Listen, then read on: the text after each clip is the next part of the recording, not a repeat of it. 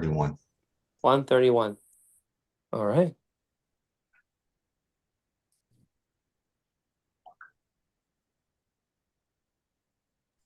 We're live. Lovely. Good evening, everyone. Happy Monday. We are beginning session 131 of Roadmap for a Moral Society. Session 131. We're discussing the subject of justice and mercy. Further, we are now moving on to the question, is vengeance justified? With that being said, we've been discussing over quite a few sessions several quotes from the Baha'i writings. Now we are focusing on some answer questions of Abdu'l-Baha.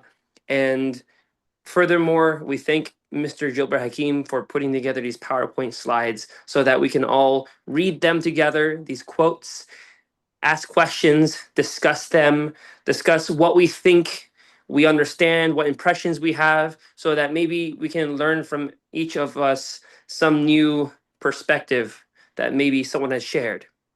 That being the case, we want to really focus with the spiritual mind when we're talking about these subjects. So to start our sessions, we begin with an opening prayer. With that said, we welcome our opening prayer. Just before that, if you haven't already visited our website, www.clearwaterbaha'is.org, clearwaterbaha'is.org, you can use the link on this website for the Zoom session to join and take part in this yourself. If you're, of course, on YouTube or Zoom, watching from Facebook, because we have this on Facebook or YouTube. Anywhere you're coming from, you're welcome to come to clearwaterbaha'is.org. You can join our session through the Zoom link on the page. So, do we have our volunteer for the opening prayer? Terry is going to do that. All right. O God, thou seest my weakness, lowliness, and humility before thy creatures. Nevertheless, I have trusted in thee and have risen in the promotion of thy teachings among thy strong servants, relying on thy power and might. O Lord, I am a broken-winged bird, desire to soar in thy limitless space. How is it possible for me to do this, save through thy providence and grace, thy confirmation and assistance? O Lord, have pity on my weakness and strengthen me with thy power. O Lord, have pity on my impotence and assist me with thy might and majesty. O Lord, should the breath of the Holy Spirit confirm the weakest of creatures, he would attain all to which he aspireth, and would possess anything he desireth. Indeed, thou hast assisted thy servants in the past, and though they were the weakest of thy creatures, the lowliest of thy servants, and the most insignificant of those who lived upon the earth, through thy sanction and potency they took precedence over the most glorious of thy people and the most noble of mankind. Whereas formerly they were as moths, they became as royal falcons. And whereas before they were as brooks, they became as seas through thy bestowal and thy mercy. They became through thy most great favor stars shining on the horizon of guidance, birds singing in the rose gardens of immortality, lions roaring in the forests of knowledge and wisdom, and whales swimming in the oceans of life. Verily, thou art the clement, the powerful, the mighty, the most merciful of the merciful. Abdu'l-Baha. Thank you very much. Yeah, today's session relates to, is vengeance justified, and what's the purpose of punishment? So let's someone read. I can start. Go ahead. Now, vengeance is reprehensible even according to reason, for it is of no benefit to the avenger. If a man strikes another, and the victim chooses to exact revenge by turning the blow, what advantage will be gained? Will this be a balm to his wound or a remedy for his pain? No, God forbid. In truth, the two actions are the same. Both are injuries. The only difference is that one preceded the other. Therefore, if the victim forgives, or better still, if he acts in the opposite manner, this is praiseworthy. Okay, so now obviously we have civil laws that judges the amount of injury one person can receive and remedy for it, but majority of the events that are occurring doesn't reach to that level of reciprocal type of action when you're subject to harm. So question is here, even when obviously someone gets injured, doing the same thing to the perpetrator is called vengeance. So question is that obviously there's civil laws that you can take your case to seek justice generally. But the majority of time, even that doesn't work very well overall. But the question here is that what happens if someone harms you, but it's not to that level that you can actually pursue and seek justice, because of obviously civil court is very expensive and the outcome is not apparent, even if you're in the right. So you're looking at the brawls that are occurring in these spirit houses, and it quells down, or they have bouncers to keep people in check so they don't attack each other under the influence. So this is really get to a point where what happens if you're in a transaction, someone misuses your trust and causes harm? What is the remedy if it's not legally prosecutable, basically, or bring it to court? So the key here again, does it fall in the same category that you shouldn't try to harm the person, where there may not be any benefit to yourself? It's just for your satisfaction of your urges to be even with that person. So here again is in those conditions, when you're subject to harm, it's more praiseworthy to walk away from it without causing harm and getting engaged this process of fueling the fire that may extend the brawl itself, or this unfair competition that occurs in the market all the time. But people spreading false information about your products or yourself, for that matter, and prejudices is always there, but majority of time is not. There is no tool to really go to use the civil laws to seek justice in general. So overall, is saying Abdu'l-Baha here, the mentioning is to leave him to God and not to do actions that may harm yourself at the end also, not only cause damage to the other person. Now, obviously, these concepts is tied into the religion, and you see how many people under the influence of their clergy commit atrocities, even damaging themselves. So when you see these clergy issuing fatwas to maim or kill somebody, So now you see that violation of the Baha'i religion related to clergy is one of the major aspects of current world population is under duress of their animosity and reciprocity, the way that their brain functions in terms of creating vengeance or retribution of even verbal abuse that they take. And there is examples are very, very wide, especially in the Islamic doctrine, that they have chosen first to violate the latest manifestation by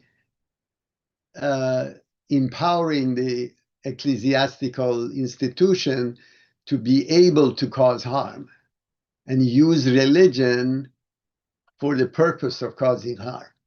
So now you see that these doctrine, first of all, eliminates the source of the problem, which is the clergy. Now you see these fatwas in terms of,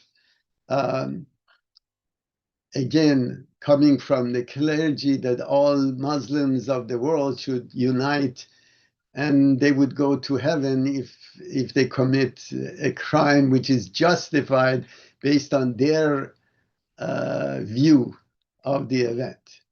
So this issue regarding vengeance has a wide implication.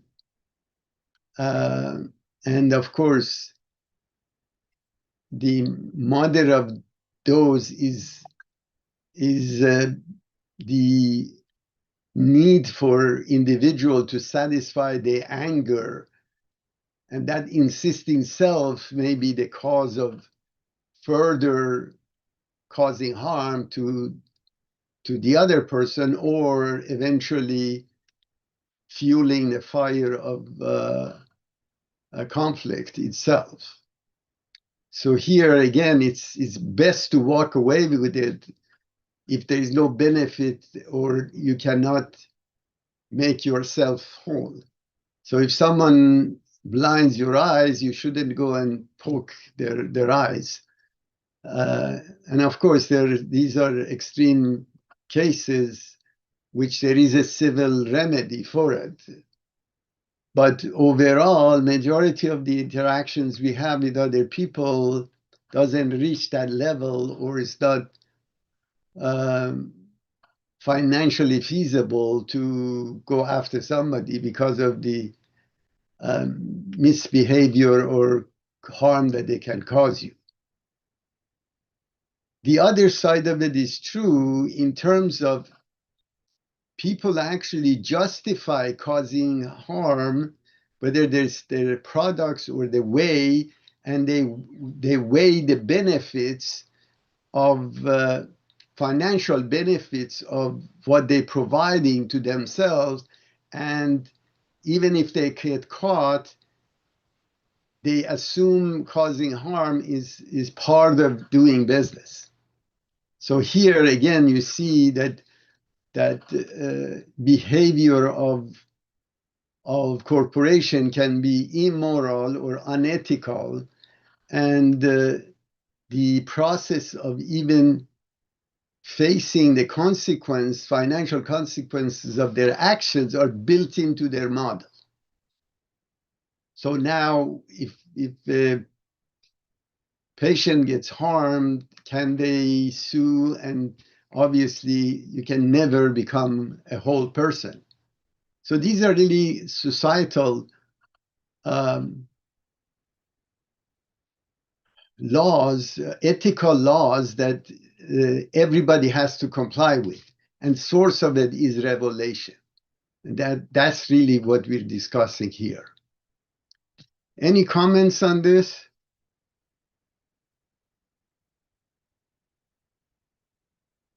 All right. Let's look at next. So now we're going to the portion that now a person has caused harm to another person, whether materially, financially, or physically. And the question is that now the society is responsible for incarcerating or admitting or applying justice versus individuals. So now we're reaching the point that the civil laws are violated, and now you want to reform the person so they don't do it again and make other people, prevent other people for doing the same thing. So here it says, what is the purpose of the punishment? Hey, Gilbert, I'm going to interrupt you on this, but I was trying to get unmuted. But I dealt with Wells Fargo, and they opened up accounts across the nation 4 times. They charged people loans.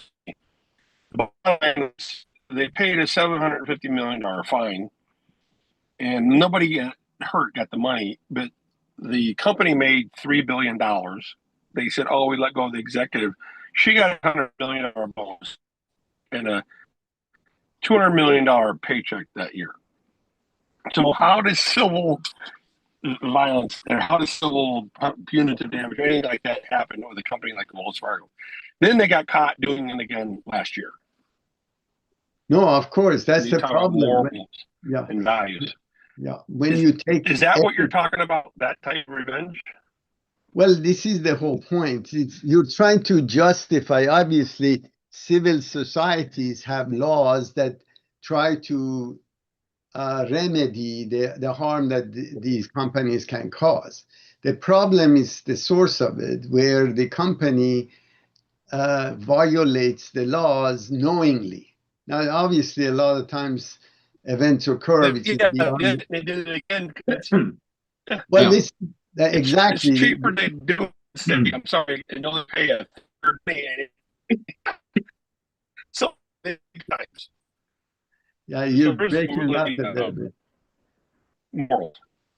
Yeah, I'm at John's house, so there's moral values when it comes to that type of business. What I'd like to see is a corporate death penalty. I mean, you have. I mean, I would like to see companies that would make sense. Yeah, I mean, if you can put people to death, I think they should do the same thing to companies. If you're caught violating, you know what? That's perfect.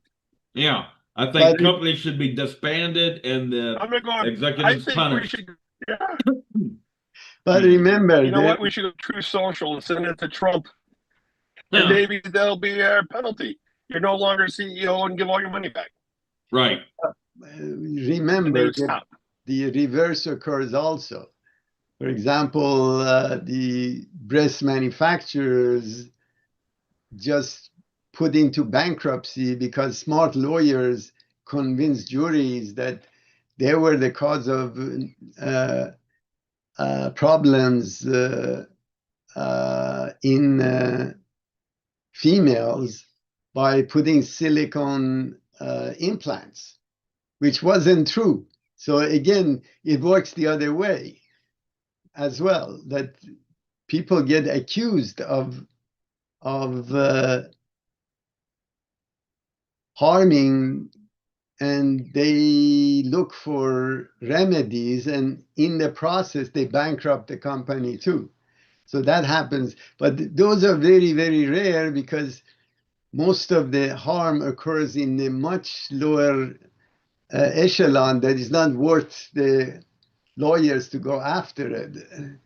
But the system doesn't really function properly because of those. The minute you take ethics out of the system, you see anomalies occur. But the question is that, for example, you have this major insurance company that their CEO was murdered. That's called vengeance.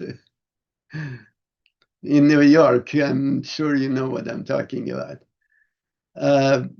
The problem again is that what they did, the insurance company instituted a policy to always negate the first 2 submission of any claims that are over a certain dollar amount, regardless of whether it was true or not. So a large portion of people gets tired after the second time that they get rejected. They think this is the case, and the insurance company gets away with it. But unfortunately, somebody didn't read this paragraph that we read before and took the law in their own hand and basically shot the guy who was instituting it. All right. Any other comments? If not, we're gonna read this one. Purpose of punishment.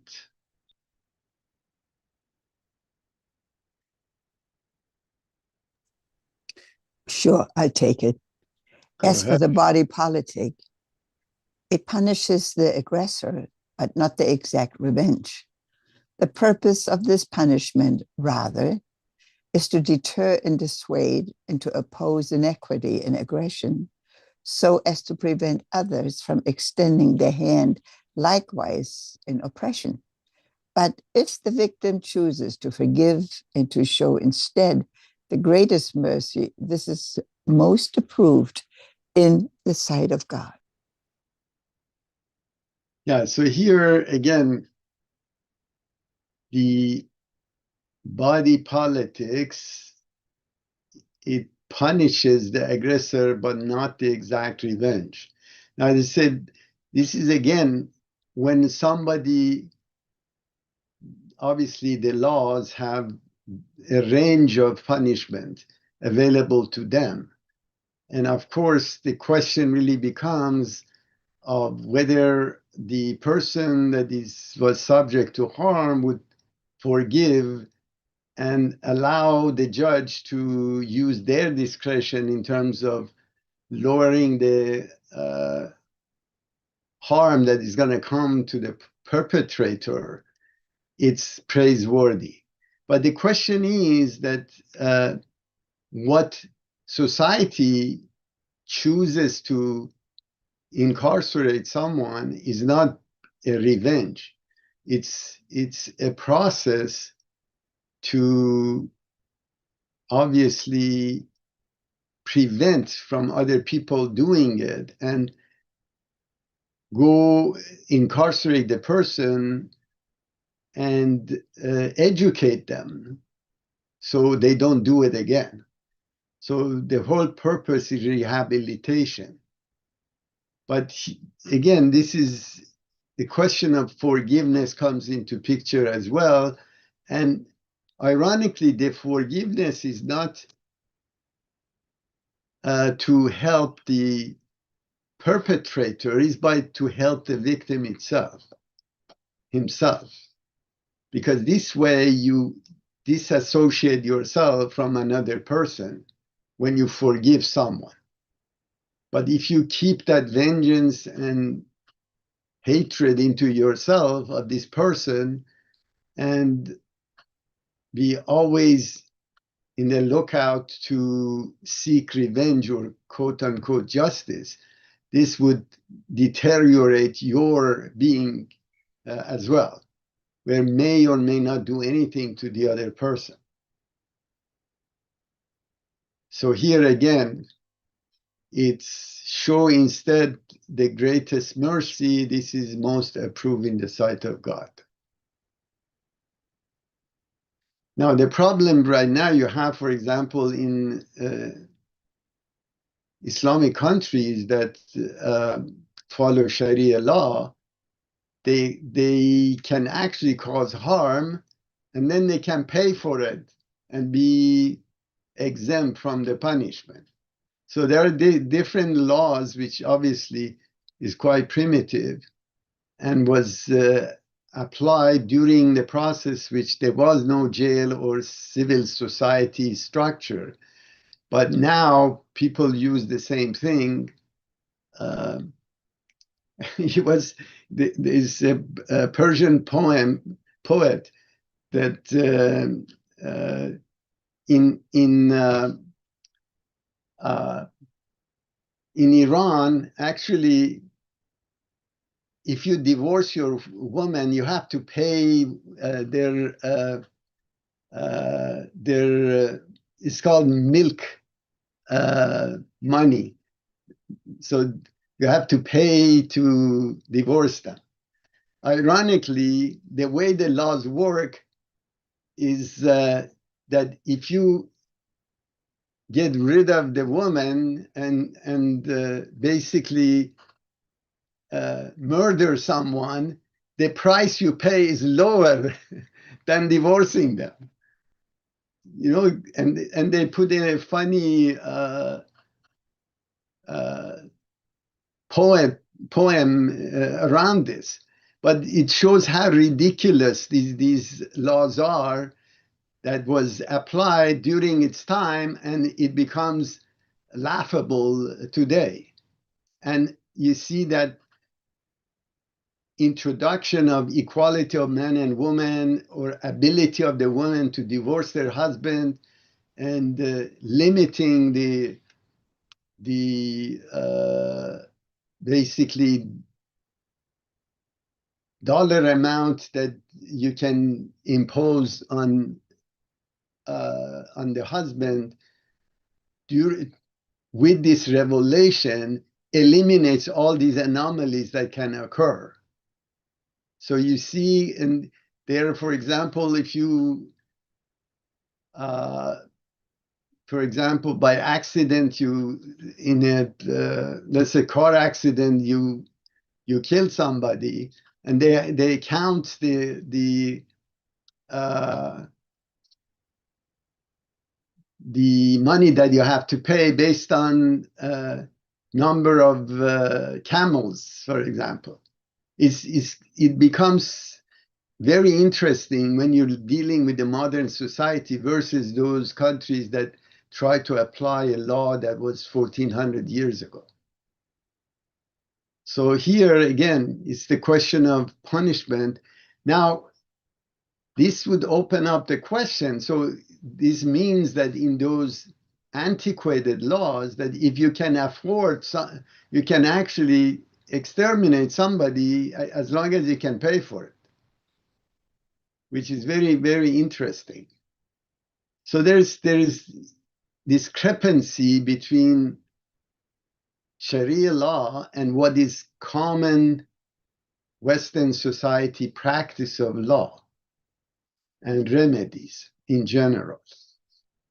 So that's these are the reason actually God sends the new messenger and abrogate and terminates the other religion. It doesn't allow them to continue because their continuation causes harm, as we just described. So you cannot say today, I am a Muslim and I adhere to interpretation, or fiqh they call it, means the practice of the Islamic religion in the Sharia law. You would be anti-God, actually. You would be harming yourself and people around you. Unknowingly, of course, for people that are adhering to that religion. But Reformation has occurred in Christianity, Renaissance occurred, and this separation of church and state occurred in Western societies. And of course, the religion as a whole is in dramatic decline. But this process of Renaissance didn't occur in Islamic doctrine. And you see now they're causing harm. And we discussed vengeance, for example, in the previous paragraph, and clergy that uses vengeance and uses this brainwashed people to do their own dirty work of causing harm and creating vengeance. So you see, the more you look at the Baha'i laws, you see how up to date and the release of it eliminates harm from the society. Now, societies that comply with the Holy Spirit or revealed text from the latest manifestation live in harmony and peace, and societies that violate those are harming themselves and their adherents. Now, this is clearly the process is the minute you mix the religion with the politics, then you're creating that process that the culture would override the dictate of the ethics, because anything goes as long as the learned person say that you're going to go to heaven if you follow my instructions, which of course was abolished by Baha'i doctrine, which is designed for today. But what we need to remember that this thing was in mid 1800. So majority of these advancements in jurisprudence that exists in the Western culture came actually from Baha'i religion. All right, any comments on this? Can you explain that last part that came from the Baha'i religion? Well, remember, first, what are the conflicts that you see in the world today? Is different sects, which is religious, whether it's Muslim Uyghurs in China, that is being millions of them are incarcerated because of their religion, and you have in Myanmar where actually the people that have the local religion are attacking Muslims. And now you look at other countries like Pakistan, which Sunnis are attacking Shiites. Same thing in Afghanistan. So you see majority of these skirmishes that are occurring is violation of this ecclesiastical structure, that there is distinction between common man and a learned person, which again, source of it is the clergy, which was abolished by the Baha'i religion. Then you go sequentially to elimination of prejudices against any religion or free speech. Now, all of those countries that we discussed, they violate free speech. They violate the sense of eliminating discrimination. So you have Hindus attacking Muslims, and then Muslims attacking Hindus. Or, you know, in Middle East, Christians were under duress for centuries, especially in areas like Syria, for example, Iraq. So there are a lot of areas in Middle East, even Egypt. Before I give a very good example. The Muslim Brotherhood in Egypt came to power because of quote unquote Arab Spring. The first thing that they did is started to, and these are highly educated people, but the minute you mix the religion into the politics that discriminates against different class of people, you're going to have harm. So this is violation of the Baha'i law. So what ended up happening is that eventually they started to bomb Christian churches, where Christians were in Egypt before Islam came in.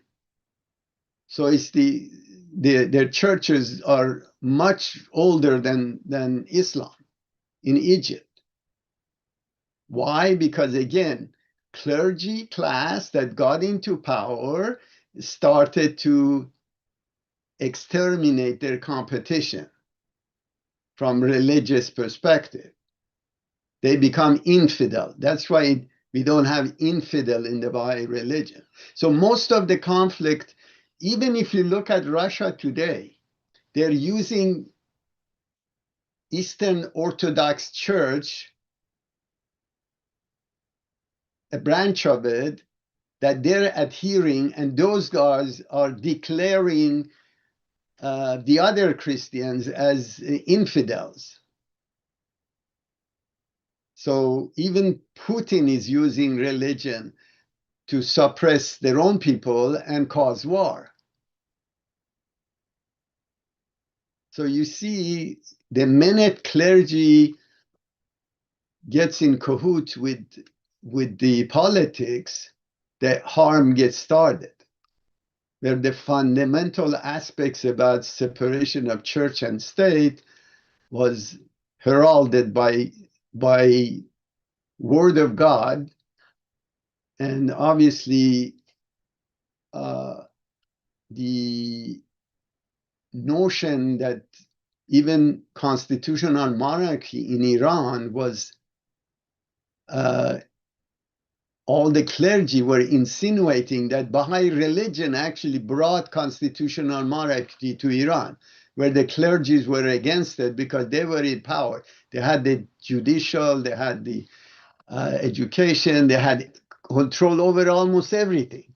And they were getting paid by giving permission to import or export. You know, they had a huge machinery of bribery.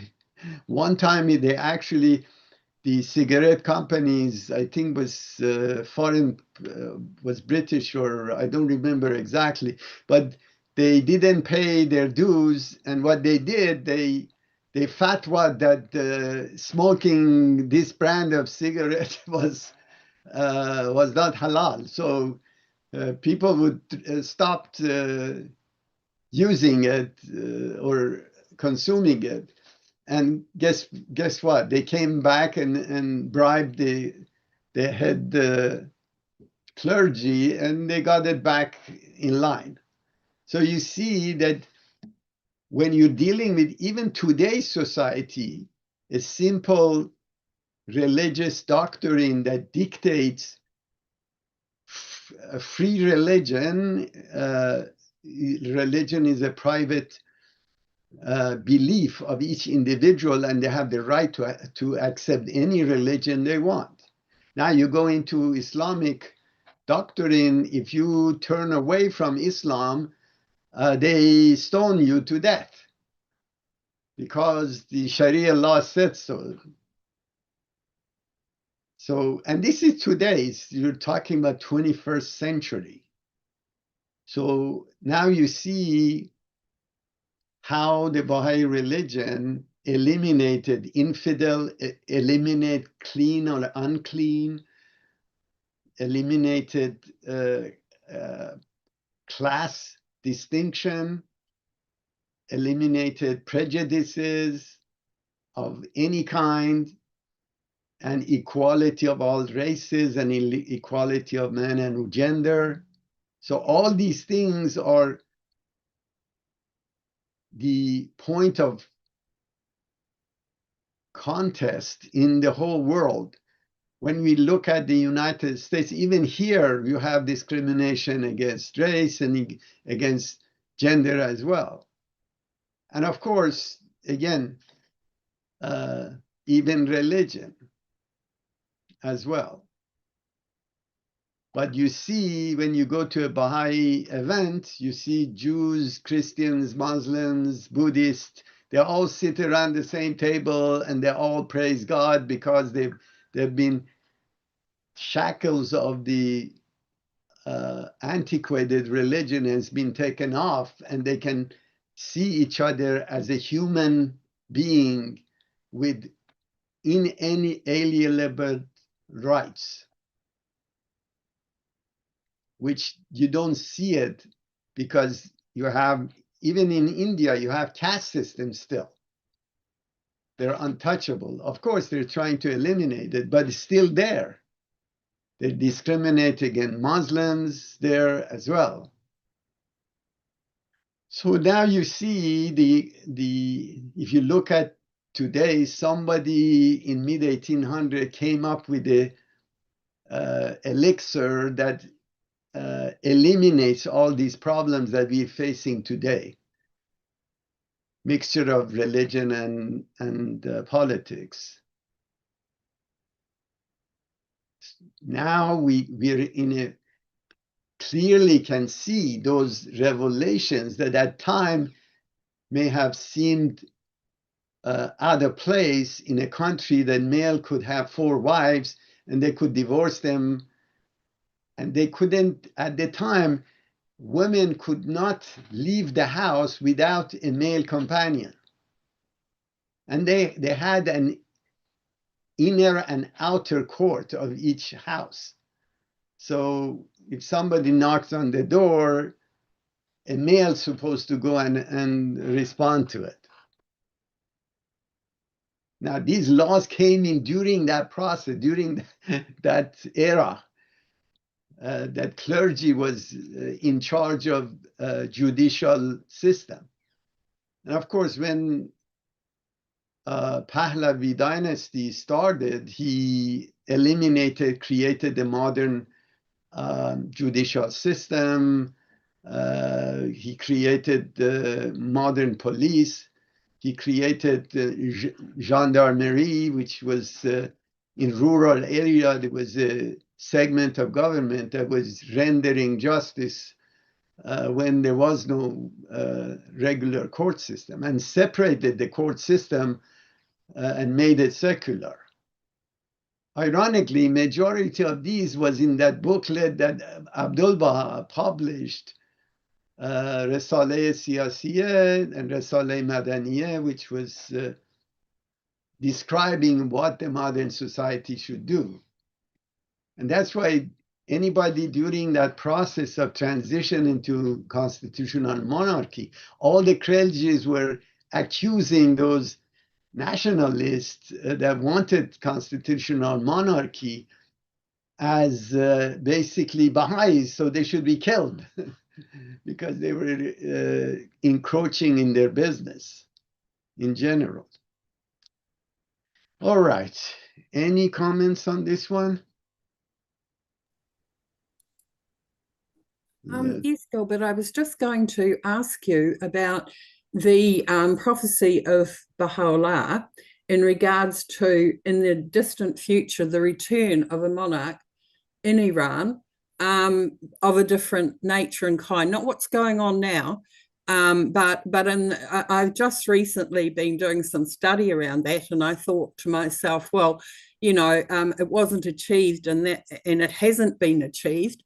And not that the monarch that has been disposed will return, but in the distant future, because in the faith, the writings around kings, you know, kings are of God and are at an elevated station. However, they've got a very different kind of function than what they've had previously. So I was just really interested in the fact that Baha'u'llah prophesies that in the future, that there will be a monarch in Iran. I haven't got the reference on me, otherwise I'd reference it for you, but I was just curious about that.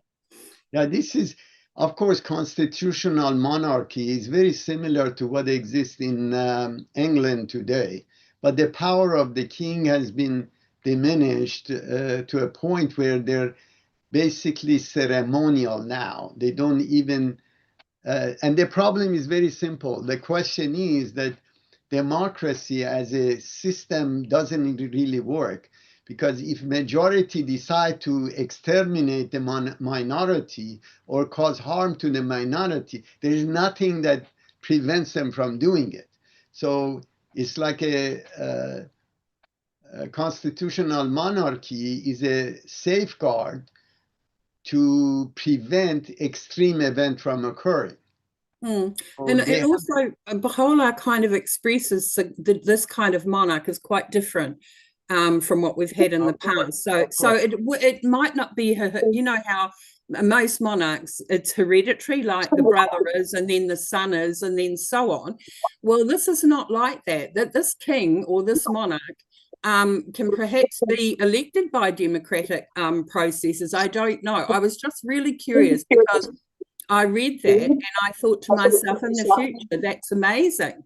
You know, like it hasn't happened. I mean, in the passage I was reading, there was some, and that hasn't been attained yet, kind of intonation on it.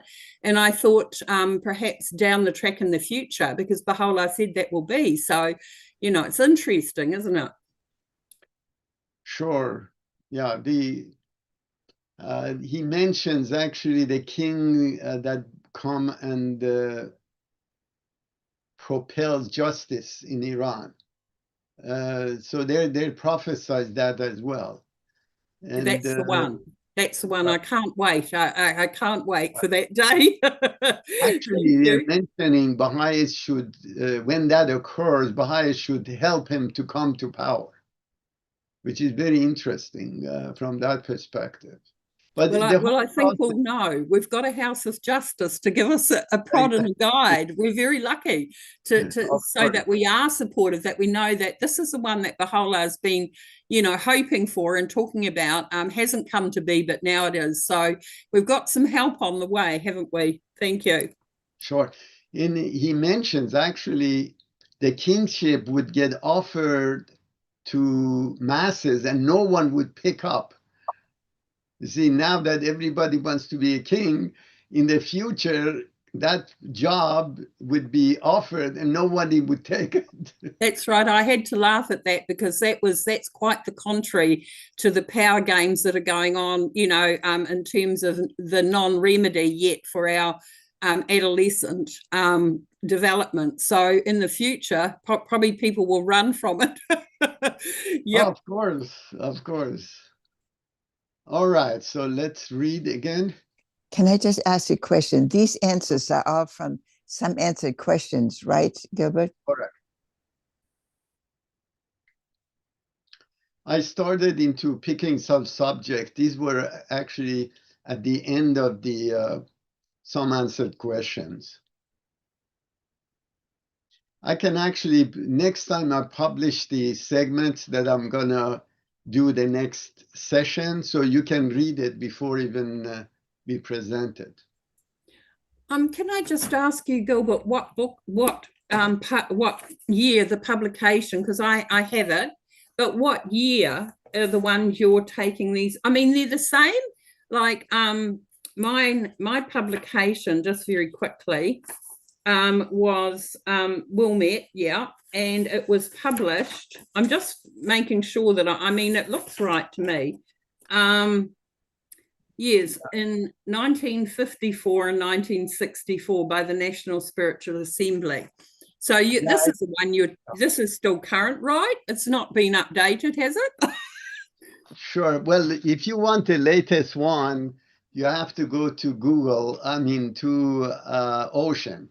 Okay. What we did is we hired actually a lot of scholars to go and correct these texts to be able to publish them. So this my some answered questions isn't current, is what are you saying that it's, because I've had it for 50 years, right? So so and it's been my companion. So no, this was published in okay, so sorry, 1970. I'm safe, right? Sure. Mine is from Baha'i Library, so you can download the Word version or PDF version of it.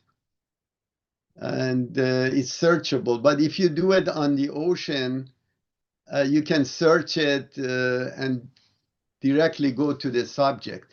And by the way, it is already, we put voice of an actor on it. So you can actually listen to it as you're reading. No, thank you, Gilbert. That's not actually all I was trying to say, that the texts I have look the same as the ones you're doing, and that was what I was trying to think, because I've had my own personal library for so long, and there have been so many upgrades, you know, new translations and so on. It's just checking. Thank you. Sure. All right.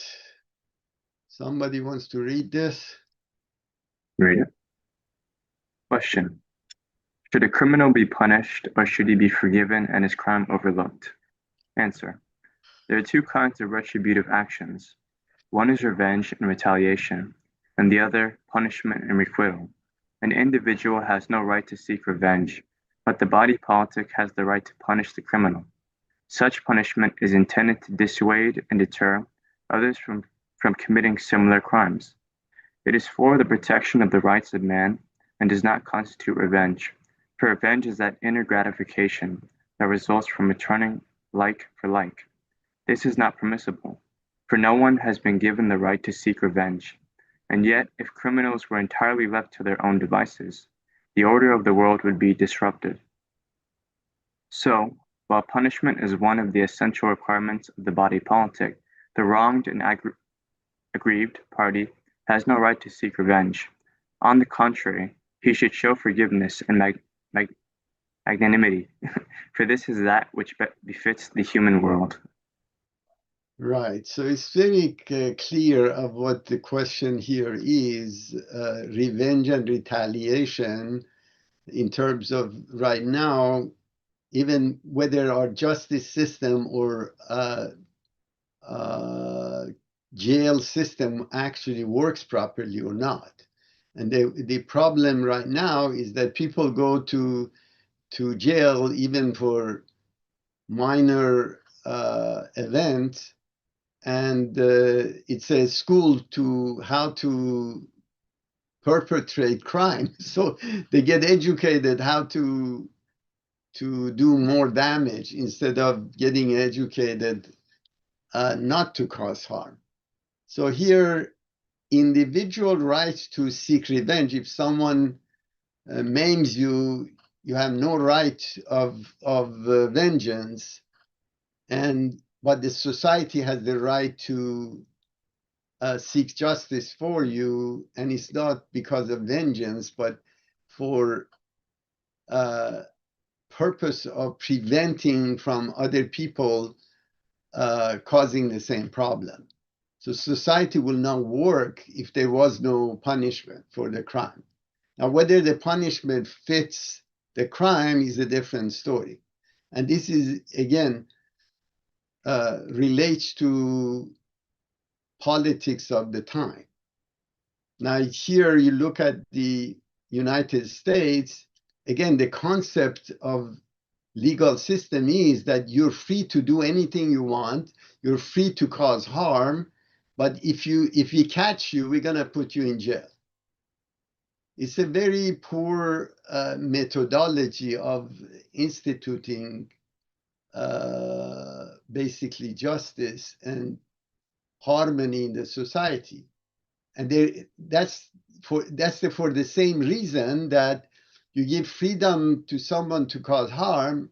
Obviously, there's minority of people would ignore it and cause harm. And that's why we have incarcerated more of our citizens than any other country on earth, which is very interesting. And each head of person that you incarcerate costs $60,000 to $80,000 a year. It's cheaper, in New York at one point they were saying is that let's pay these people half the money and ship them to another country. It's cheaper to do that way and we get rid of the problem. But as you see, the cost of incarceration, and at the end, you don't get any benefit because the person gets hardened and cause more harm when they come out.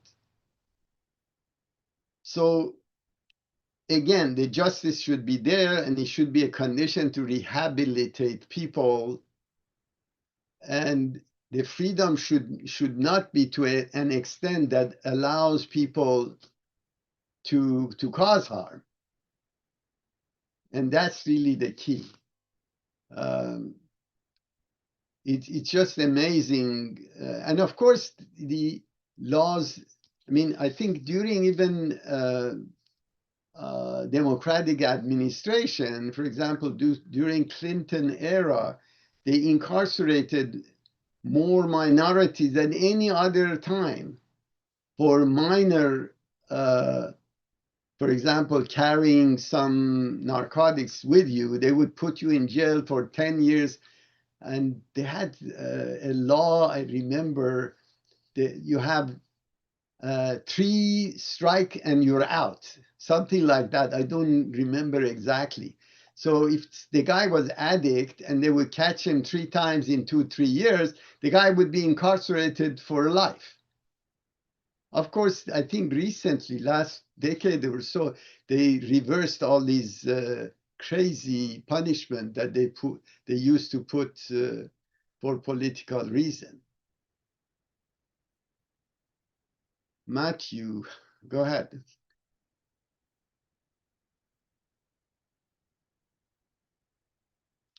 You're muted. Yes. Okay, I got it. I was curious. So, what does Abdu'l-Baha say? What is the method or means of punishment according to the Baha'i faith? Yeah. If you could Yeah. make that simpler for me. It's the question. I think we're going to read some in a few more paragraphs. But the idea is to really try to, if it's the person does this because of poverty, is because of addiction, the key is to eliminate the source of it by just seeking punishment, which currently the whole society is they think that incarcerating somebody or punishing them severely would prevent people from repeating the same mistake, which doesn't really work properly. The key really is to eliminate the source of it, which is those addictions. You have poverty, homelessness, all these things, that safety nets that society is supposed to be providing based on Baha'i doctrine, that they're not, is causing these side effects. And these are side effects. When you spend $1 trillion on defense, that big, beautiful bill that just passed, and then you have, bag ladies and people living under a tent, under a bridge, they don't compute. So it won't be in our lifetime that it happens, but it'd be like the future, like from Star Trek, or in its space age, where the currency and money is dissolved, I guess, and it's not up to politicians to pocket 2/3 of what they raise. Not necessarily. The problem again is, if you direct the resources and people don't abuse it, there is enough money to do everything. The problem is abuse. So you have something like a large portion of population are on, for example, Medicaid. If you give free money to people, you instituting a class of people that would be always dependent. And these are really scientific solutions for these problems, but the problem is politicians want to use, either pendulum goes to the left, that they want to give it to everybody that asks for it, and on the other side is they want to cut it to the bone, that only people that are destitute would get it. So again, there is no consensus that scientifically would go and, from sociologic perspective, try to remedy those problems. Giving an addict a house that they cannot maintain, or somebody that doesn't have revenue, is not going to help. So again, I guess when you look at politics, you look at Nancy Pelosi, who makes $175,000 a year, but her net worth is $980 million. So I guess you got to root out those problems first before it can stem down to the actual, right? Yeah, this is inefficiencies in the capitalistic system. The pendulum goes to the left and right, and it causes anomalies, and people suffer in the middle. But reality doesn't change, that the system has to change, and there is enough production. And of course, you have a lot of other elements like technology that is in the mix that accelerate the turnover of the labor requirements. Now we have reached a tipping point where automation, level of automation exceed the velocity of the labor pool to adapt to the new work requirement. So you're gonna see a lot of people won't be able to find a job because they're not trained to take the jobs of the future. And when you're dealing with artificial intelligence, it's going to obsolete a lot of jobs that now is done by manual work of people.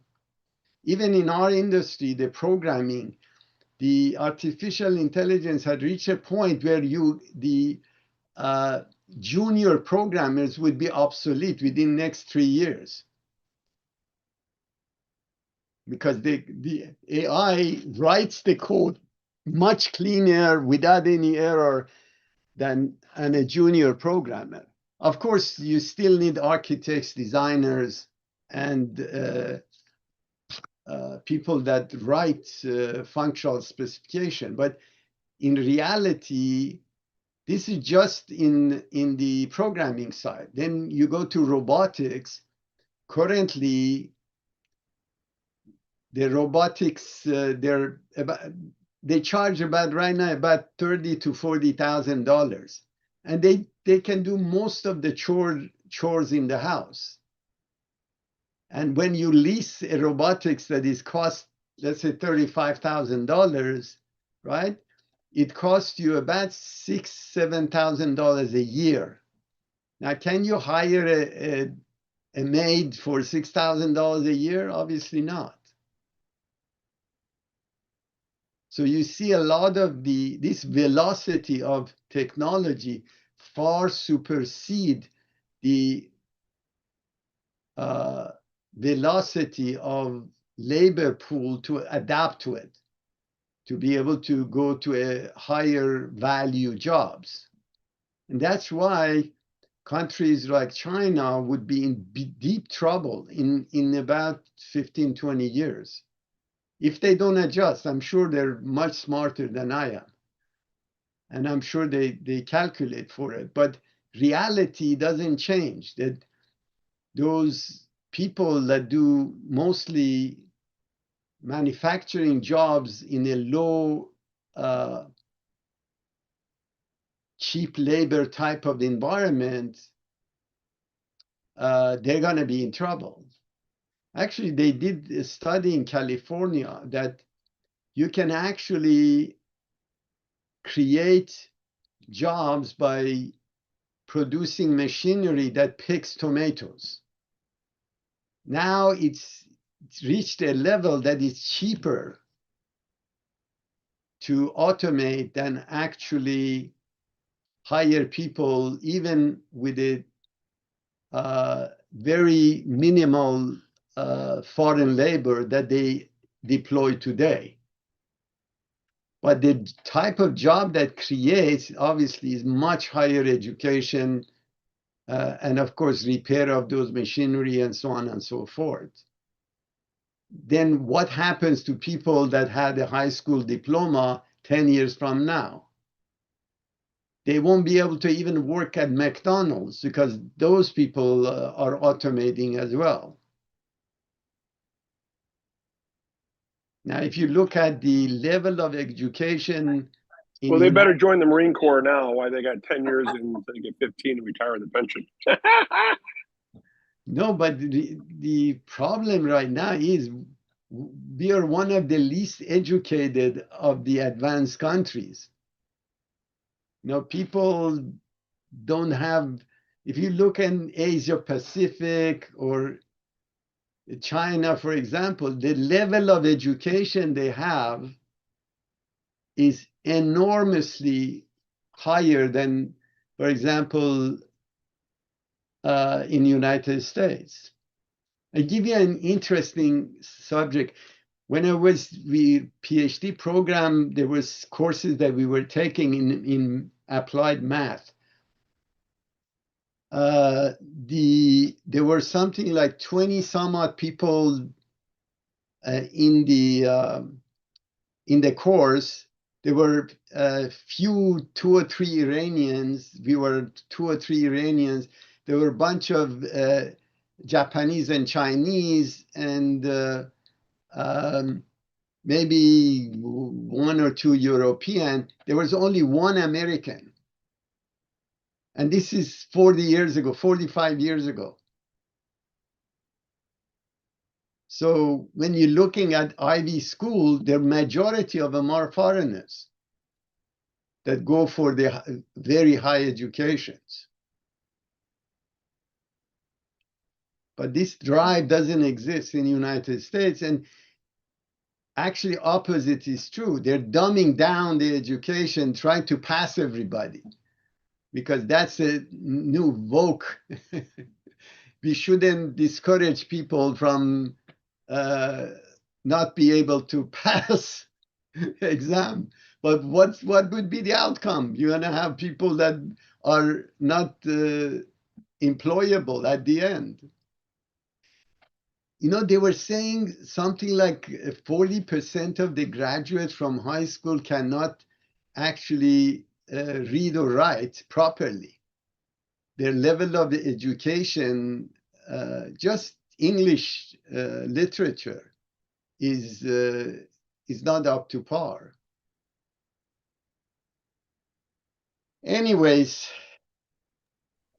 these are the stuff, again, in Baha'i religion, mandatory education of people. And people, the government should pay free education, and if they can't, the parents are the primary duty is to educate to the highest level their children, to create a new society.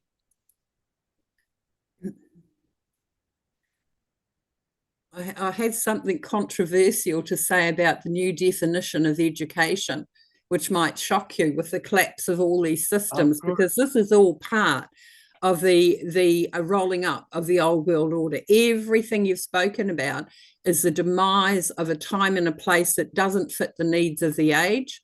The greatest education, you know, is spiritual education. And so the fact is that we, you know, what's the matter with all of these? What really is the remedy for all of this? And why I like this quote, it's very simple. It's actually a science of humanities quote. It's dealing with individuals and in terms of what's really for their benefit, what's for their training, what's for their health of mind, body, spirit, and soul. And it's giving, you know, Abdu'l-Baha gave very simple explanations and remedies for things that really are profound, are really very deep and profound. And he gave it to us simpletons simply because he didn't go off into great big tangents about basic things. The fact is that we, you know, we have to take ourselves individually and be part of the transformative process that is happening. Yes, it's slow, it looks really boring, but you know, you have to start with the basics of that first. And my point being is that all of this stuff about what's going on in America, it's all the spiritual diseases of our age. And we have things here that tell us these look like very simple steps, but they're very basic building blocks to build a civilization that is going to be able to enter a maturity that it hasn't known before. And you know, you talked about AI and the worries of generations not having jobs. I mean, everybody is really, really worried about that. But I have a little something I'd like to offer here. I think that we're underestimating the resilience and the smartness of youth today. I think they're going to find resolutions of their own, and I believe in them because I have seen them do things that our generation wouldn't think of. So I'm not giving up. I'm not giving up because everything's collapsing and Islam is losing its whatever and it hasn't got a soul. The thing is, from time immemorial, nothing has changed spiritually. The law of divine love has never changed. That's a spiritual thing that's happening. Religion and the outward form of all that is where we're all stuck in the mire. If we get to the basic facts of the fact that we need to spiritualize our life, our world, and that can reflect itself, not the other way around, into the material world. We have to start from that thing that we've tried to avoid for so long first, so that the rest of it can actually advance. Anyway, sorry, that's my rave for today. Thank you. Of course. But remember, the problem is that decisions that are made are short-term in the capitalistic country, and they're trying to protect the capital at any cost.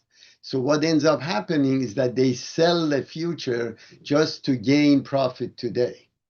And guess what? The chicken comes to roost eventually.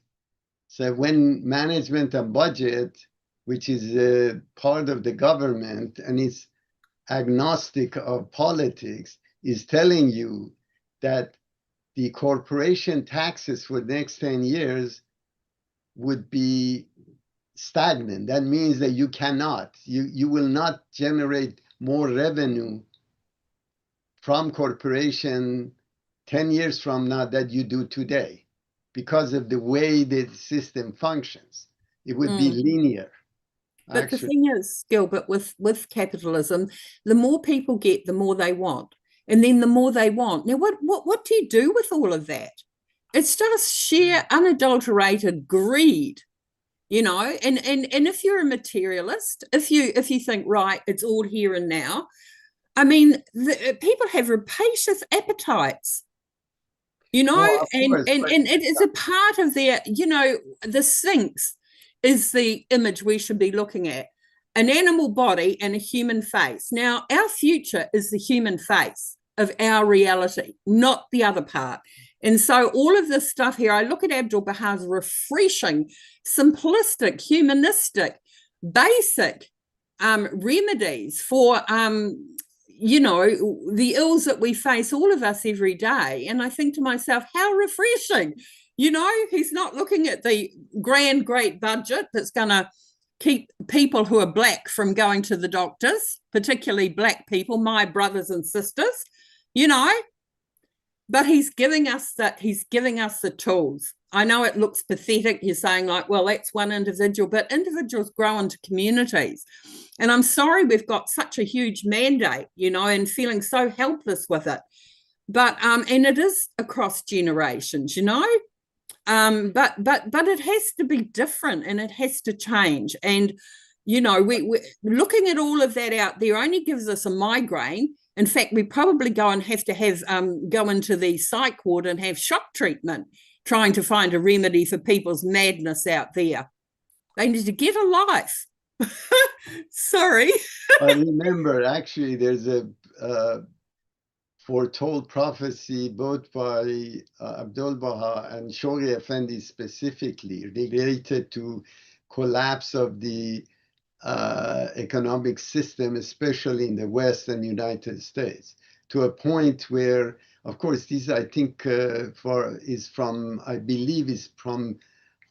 Pilgrim's Note, that Americans would try to migrate to other countries to escape the hardship that is in the cards. But when you're looking at the Congress and Office of Management and Budget, the taxes that they're going to collect, which again, majority of it is going to come from public, not corporations, because as I said, that would be stagnant. And that would cover only interest on the debt and Medicare. And the rest, the education is going to go out the door. So you see, there is really no solution until they have adjusted the progressive tax system and cut down the armaments, defense, as well as, again, these pork barrel events that occur. And the system is designed in such a way that nobody wants to make the hard decision to save it. So we're in a downslope, and there is nothing that prevents us from getting to that point. There is, I think, catch-22, Gilbert, isn't it? The defense budget in America is shocking. It's shocking. You know, it's massive.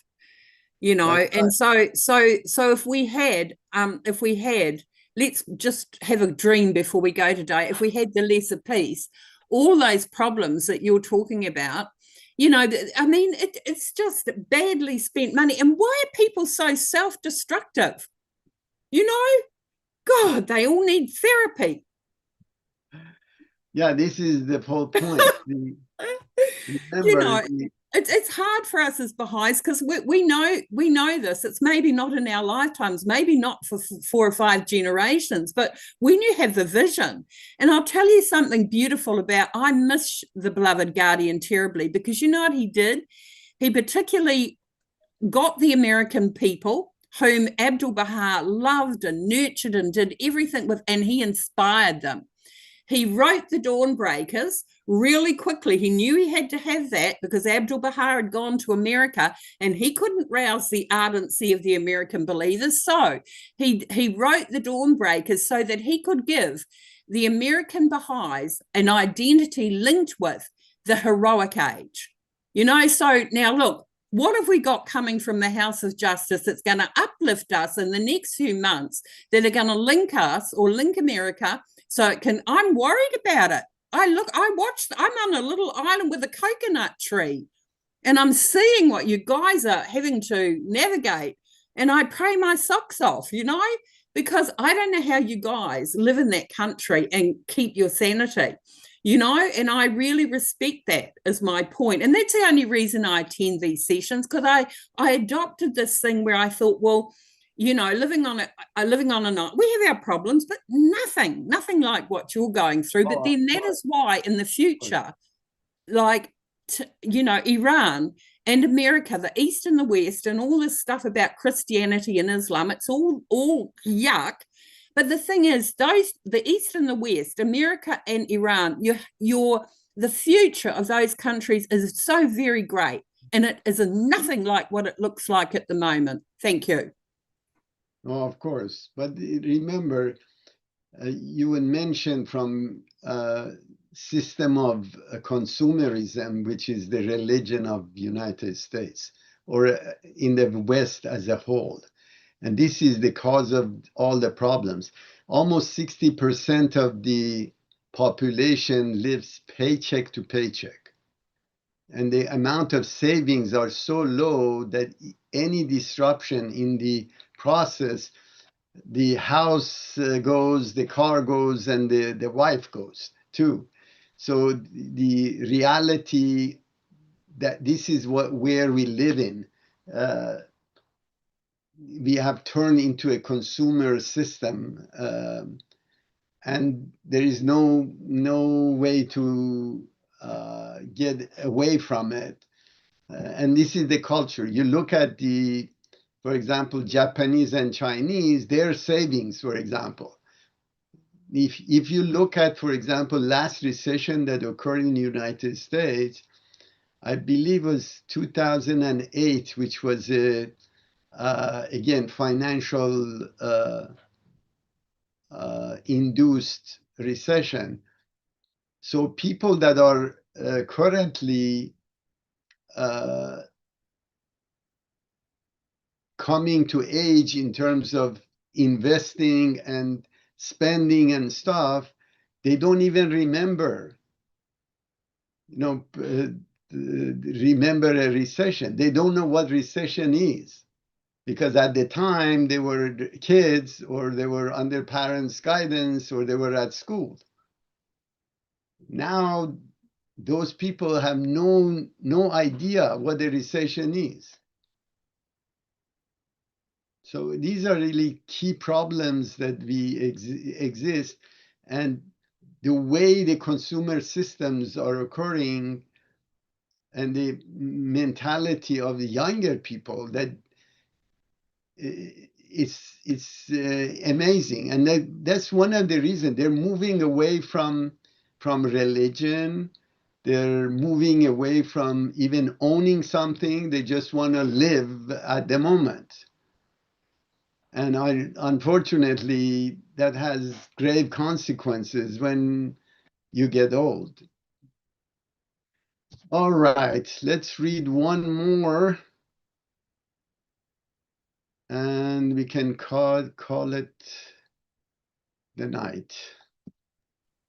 Yeah, but this was all very profound, and I'm trying to digest everything that everybody shared. And thank you very much. I want to just make sure I said that. Sure, no, I appreciate it. Yeah, the problem is that So- I'm involved in those financial environments, and we deal with it on a daily basis. And people don't quite realize it, how difficult it is. And they change taxes in one way or another, and then from a corporate perspective, you have to adjust dynamically, and you don't know what's going to happen the next year. So it's a lot of uncertainty that exists. And if people could predict and have a normal process, things would have been much easier. Unfortunately, that's not in the cards. All right. So I can read this last one. Okay, go ahead.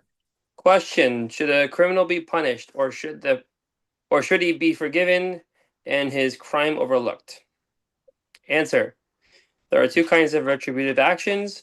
One is revenge and retaliation, and the other, punishment and requital. An individual has no right to seek revenge, but the body politic has the right to punish the criminal. We read this one Such- already. Yeah, Yeah. we did. Oh, we did this one? Yeah, we Sorry. did this one already. I'm sorry. Okay. I'm sorry. I'm sorry. I think Jeremiah's gone to sleep. Oh dear. All right. Here we are. The body politic, however, must punish the oppressor, the murderer, and the assailant, to dissuade and deter others from committing similar crimes. But that which is essential is to so educate the masses that no crimes will be committed in the first place. For a people can be so educated as to shrink entirely from any crime, and indeed regard the crime itself as the greatest chastisement and the most grievous torment and punishment. Thus, no crimes would occur in the first place, such that punishments would be required. Yeah, interesting concept. So here, what he's saying is this. When there is a red light and it's 2:00 in the morning and nobody's around, even there is no camera, what makes that person stay behind the red light? You know, that's really the key. And the only thing that prevents people from violating is in their conscience, they see that there is a God, there is an afterlife, there is a place that you have to answer if you violate laws. And that's really prohibiting for you to cause harm. Even the chance may be minimal.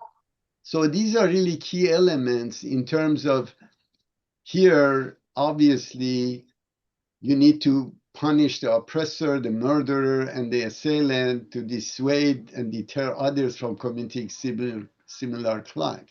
But that which is essential is to educate masses, not that no crime will be committed in the first place. Well, don't you think it may be a good idea that the society is a little more involved in its legal system? So, for example, the situation you provided for the traffic light, I understood the point that people wouldn't want to break the rule for the sake of not breaking the rule because just doing it is a terrible idea. At the same time, you have some communities knowing that there's no use of a traffic light really practically at a certain time, that they will make it blink yellow such that it's a yield sign, no longer an actual traffic light to stop you or to tell you to go. Meaning it's no longer operating to stop traffic that doesn't exist. So what I'm effectively trying to say, not to mince words with the specific example, I'm simply saying I think that in a circumstance where people care about doing the right thing, a part of that process would be making rules that make sense. Because it doesn't make sense to have a traffic light when there's no cars and you're the only car there. No, of You see course, what I but mean? remember something very important. The question becomes of if I can afford to pay the fine, would I cross? Well, that's the actual premise of parking tickets. So if you park in a spot, and again, it's not a criminal liability, it's just a ticket that they give you. They actually don't enforce it criminally, it's civil. So you'll park in a space that's metered. If you leave your car there, they'll leave a ticket. In theory, you don't actually have to pay that ticket because the enforcement mechanism isn't there to put you in jail, and you just have a dispute as to whether you should have paid a ticket or not. But that's kind of the point. The idea is to make congestion less. Let's put a fine in place. Let's put a cost in place such that if you break that, unfortunately, I'm not going to call it a rule that if you want to park there, you're gonna have to pay for it. And if you have to park there longer than you plan to, you have to pay a larger, steeper fee. But the premise of it being that the steeper fee you pay, be it $30 for a ticket, I think in St. Petersburg they do $30. If you have to pay $30, Okay. that $30 that you're paying is the cost of parking there because you had to, versus But someone who didn't have to. So the parking remember, spot's available for you to pay gist the of premium. gist of this paragraph is this. You educate people to make sure that the harm or that violation doesn't occur. See? So the guilt that would create in your conscience when you're violating those laws would prevent you from doing it, not the size of the fine. And that's really the key. If you educate humanity and of course comply, a good example of it is carrying guns. Yeah, guns is good because the law allows it, but you have to bear the consequences of it. You're murdering your citizen more than anywhere else in the world. That's the consequences. But that's the point, though. In the circumstance where people feel they need to use a gun, they make rules to allow for guns in situations that society agrees it needs to be used, and in situations that it shouldn't. So you have this invested But this interest is of the the point. populace to make sure the That- laws actually reflect what they need to be. But the problem is you have people who don't care. In our society, we tend to blame people that we don't know rather than blaming ourselves for not trying to be a part of the solution. That's the biggest problem we have today, is that you have a bunch of people who they say they care, but they don't take time out of their job during their workday to go to their government to tell them to change the rule. Do you see what I mean? Well, Yeah. Can I just say something? go ahead. Sure. I was just curious because, everything you guys said it makes sense, but I think this really is for the perfect society when in fact everybody follows the, rule of law. But then there are times, as you said, laws are made in such a way that people have no choice but to react, like, carry the gun, stay your ground. Remember that law that we have in Florida? Or what happens when a government actually commits those crimes? You have so many dictatorships, and I mean, honestly, look at Iran, look at Russia, look at God knows how many countries where the government is actually has its hand in assassinating, killing, doing harm. And to say that, what, society just, it's so rigged, the political system, that you can't even change it because one person or one group is dictating how rules are basically created. So I just really think that this is really for that eventual, a civilized society that the Baha'is are trying to strive for. not really At the same meant for time, that. though, at the same time, you can raise children to view the act of committing a wrong as itself being a punishment. A good example can be found when the subject of war comes up in novels, in literature, in movies. You'll find when someone takes their first shot, they actually take someone else's life, that you find that they are vomiting because they didn't want to do that and it happened, for example. And the point is, if you go into a society where it used to be more dog eat dog and humans viewed each other as strangers, not as other fellow human beings, people didn't have that sense of empathy just for another person's life. That, again, taking a life is wrong. Now, we don't want to do that. This is a bad thing for people. People don't like killing other people. We can all agree here in this room, no one on this session wants to kill another person or finds it good, or rather, going back to what Abdu'l-Baha has mentioned, that if we are to think about committing the crime itself, doing the crime is the punishment. Committing that act of murder is itself the punishment to the person doing it because of just the reprehensible nature of it. No one would want to, in their right mind, kill another person. So taking that mentality and understanding that there are a lot of other things that we need to grow our consciousness, our conscience. We need to think about other people, their well-being, having empathy, that if I harm someone else in this other way, for example, I knock their brains out, okay, in figure of speech or literal. If I act with malice, that I don't care, I don't regard someone else's life as important, that these things are egregiously wrong. The feeling that I have inside telling me everything is screaming inside saying, do not do that. I think a lot of people can identify with this already. And Abdu'l-Baha is asking us to grow that feeling to more rights that individuals have. So that would mean, for example, in the Baha'i faith, we say that gossip, backbiting is worse than murder. And the reason it's such a big thing for Baha'is to not gossip about someone behind their back is that it's super harmful. It really affects someone's standing in society. It affects their rights. It affects their relationships, and a lot of their opportunities may be taken away from them. So gossip is extremely harmful. For example, now going into something like stealing food from another person, Baha'u'llah tells us, and we can find this in the writings, that it's preferable to starve and die than it is to steal from someone else. And that's something that society hasn't grown to yet. We have this idea of a Robin Hood stealing from the rich and giving to the poor being a laudable act as a justification that no one should starve.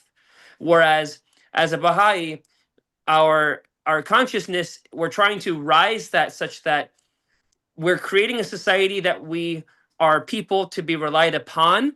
We are creating a society where if we ourselves are going to go through terrible times, that we need to act through the proper channels to obtain, again, the ends, like the food, for example, not resorting to unlawfulness and destruction of society just so we can justify our existence. It's a very, very, very important change of mentality, because the idea of stealing from someone just to survive, lying to survive, that's not a society we want to live in, because that's what we have now, and we want to change that. So yes, it is for the future, but all of these things require us to make hard decisions little by little, one by one. And it may be inconspicuous, some of the little changes we make. And sometimes one of us here may be called upon to make those very large decisions. For example, the idea of starvation. We live in the West right now. This is a session in Florida. We don't have people that are without a social network. There literally is a government that will give food to the truly destitute. You don't actually have starvation in the United States in the manner that if the government knows about it, if you go to the government, there is a social worker or someone available for you to serve you. That being the case, there are a lot of grievous issues. For example, in Florida right now, Florida is home to the most starving children in the whole country. Florida has the most starving children. Florida is home to the most sex trafficking. Human trafficking in Florida is the capital of the country. And So and the Everglades with all the immigrants that are going to be shoved out of the country, you've got that all to look forward to as well. It's pretty harsh.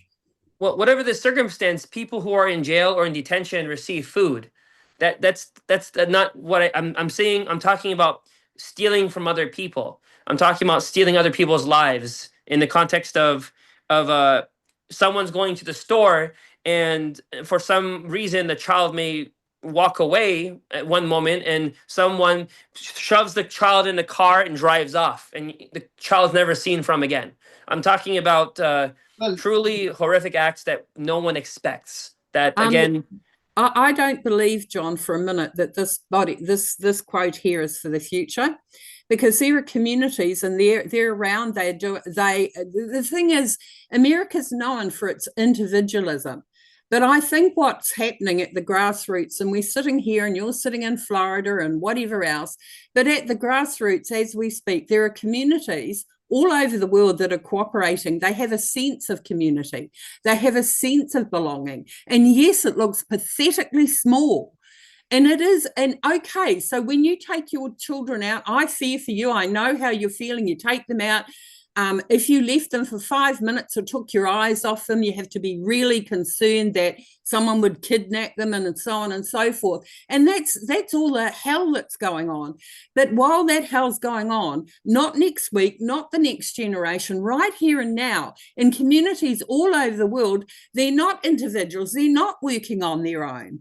They're starting nucleuses and they're beginning to build from the grassroots up these hubs and these nuclei of these new kind of human beings that would rather die than lie. You know, please do not negate the fact there are people out there who are not part of that, who are actually do this every day. And I think it's to them we should be looking at. I mean, all the rest of it is a nightmare and it's a bad dream, you know, but there are advancements being made on a very simple, practical level where people actually do care about each other. They do. And I think... Yes, and there's a lot of hope. And we have it here too. Hope. There are people doing that. Yes, there are people here doing that as well. And that's exactly the thing. You have that now. And the idea is we're building that tomorrow together so that more people can enjoy that. Not just, you know, the glimpses that we see, but actually seeing it where, again, from childhood in schools, elementary schools are going to reflect that. So yes, there is an element of truth to what another person said about it being the future. And absolutely, it is completely true, Sharon, that is happening now. It's growing. It's growing. But the point why people are feeling like this, and there's so much nightmare out there, is because the majority, you know, like the populations that need to mirror this more are coming. That's the future. But the practice began 200 years ago, okay? They were very patient back then, you know, understand me. They gave their life and they knew this future. So, like, it is harsh to see all of that. But the fact is that every day when we get up, and I know it's not just me, I know hundreds and thousands of people everywhere, they get up and they get a test come to them. Will they take that? Will they take that parking space? No, I won't today. You know, I will give that to my neighbor, or I will, you know, this is to change all of this overnight is a long process. And it's very frustrating, but it is happening. Thank you. Thank you very much. We're coming to the end of the session. We want someone to read the closing prayer, and see you all next week, same time. Who wants to read the closing prayer? We got Armin here. Go. I can read it. Praise be thee, O Lord my God. This is thy servant who hath quaffed from the hands of thy grace the wine of thy tender mercy, and tasted of the savor of thy love in thy days.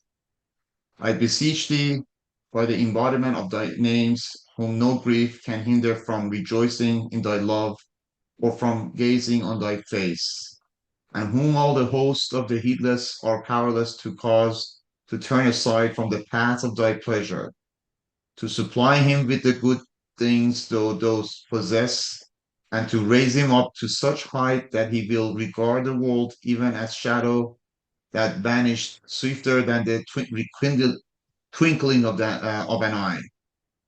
Keep him safe also, O my God, by the power of thine immeasurable majesty, from all that thou abhorrest. Thou art verily his Lord, and the Lord of all worlds. Thank you very much. We'll see you all hopefully next week, same time.